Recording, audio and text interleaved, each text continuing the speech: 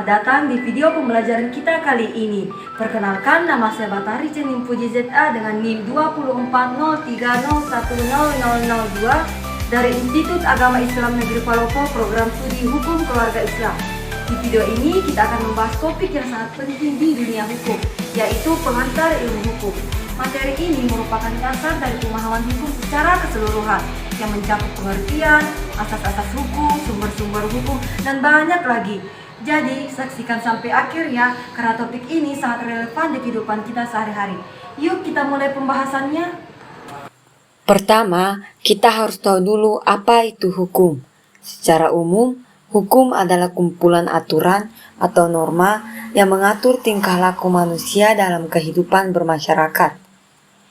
Hukum sendiri memiliki tujuan, yaitu untuk menciptakan kedamaian, keadilan, dan kepastian hukum itu sendiri.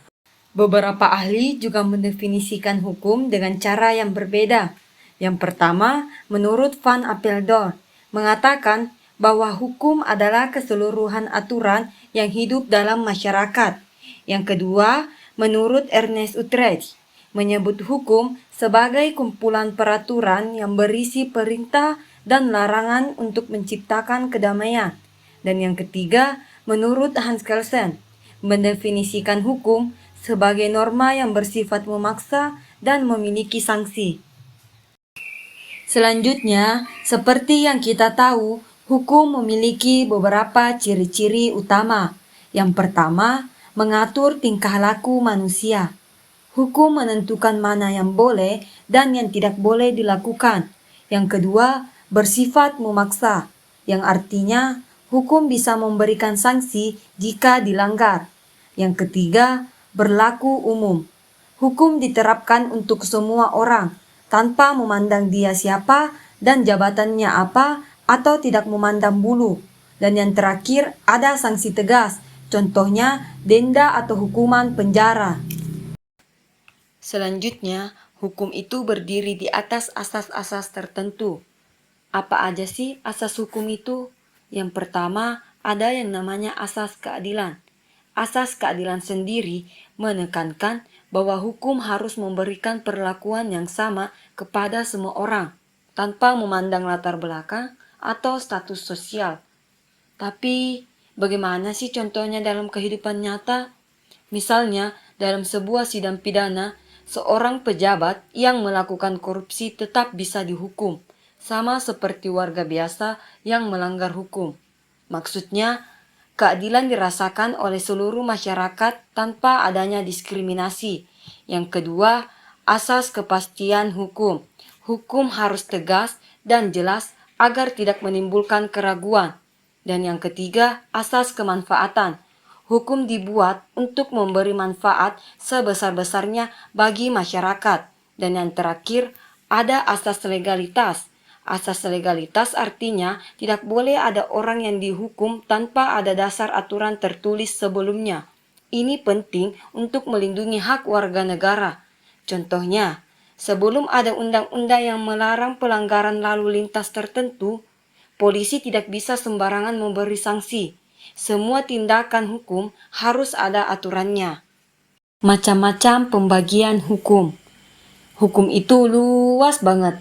Jadi dibagi ke dalam beberapa jenis. Berikut pembagiannya. Yang pertama, hukum berdasarkan sifatnya.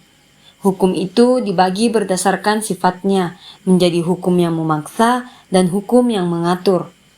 Nah, menurut kalian, hukum apa yang bersifat memaksa?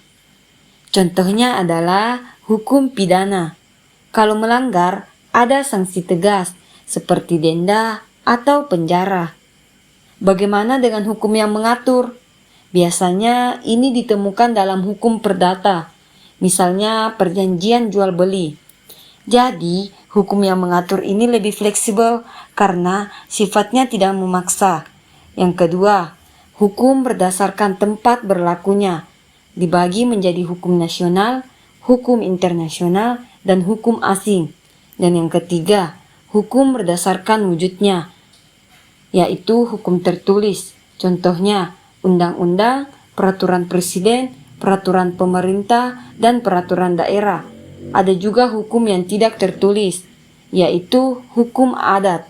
Dan yang terakhir, hukum berdasarkan isinya, yaitu hukum publik, seperti hukum pidana, hukum tata negara. Dan yang kedua, hukum privat, contohnya hukum perdata dan hukum dagang. Ada dua jenis sumber hukum yang penting. Yang pertama, sumber hukum material. Faktor-faktor yang mempengaruhi terbentuknya hukum seperti nilai-nilai budaya dan agama.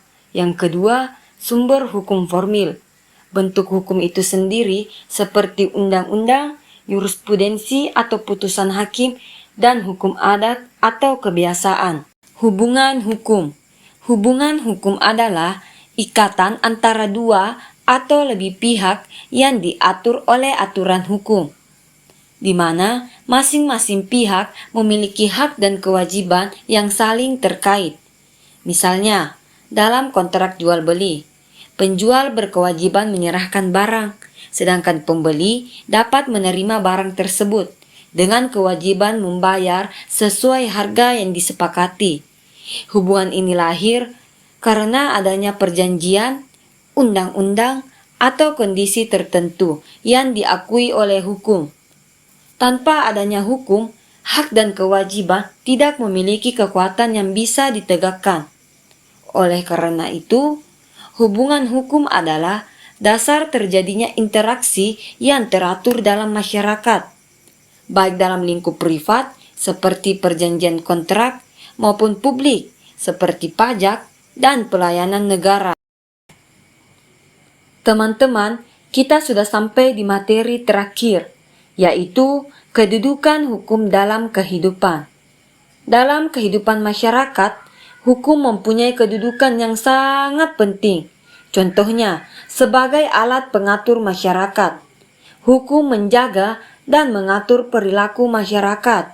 Selanjutnya, sebagai alat penyelesaian. Jika terjadi konflik, hukum memberikan jalan penyelesaian yang adil. Dan juga sebagai alat perubahan sosial. Hukum juga mendorong perubahan dalam masyarakat, seperti penghapusan diskriminasi, dan yang terakhir sebagai alat perlindungan hak. Hukum punya fungsi penting untuk melindungi hak kita. Coba kalian bayangkan, apa jadinya kalau tidak ada hukum? Misalnya, orang bisa saja mengambil barang milik kita tanpa konsekuensi apa-apa. Nah, dengan adanya hukum perdata, hak kepemilikan kita diakui dan dilindungi. Jadi, teman-teman, materi pengantar ilmu hukum ini dapat membantu kita memahami dasar-dasar hukum yang mengatur kehidupan masyarakat. Dengan mengenali ciri-ciri, sumber-sumber, asas, hingga hubungan hukum, kita dapat melihat bagaimana hukum menjadi fondasi penting dalam menciptakan keadilan. Mari kita jadikan pemahaman ini sebagai langkah awal membangun masyarakat yang lebih taat hukum dan berkeadilan. A few moments later. Baiklah teman-teman, kita sudah sampai di akhir pembahasan tentang pengantar ilmu hukum. Semoga apa yang sudah kita bahas tadi bisa menambah pemahaman dan bermanfaat buat kita semua. Mohon maaf jika ada kekurangan atau kesalahan dalam penyampaiannya. Saya siap menerima kritikan dan saran dari teman-teman. Terima kasih atas perhatian dan partisipasinya. Sampai jumpa di video berikutnya.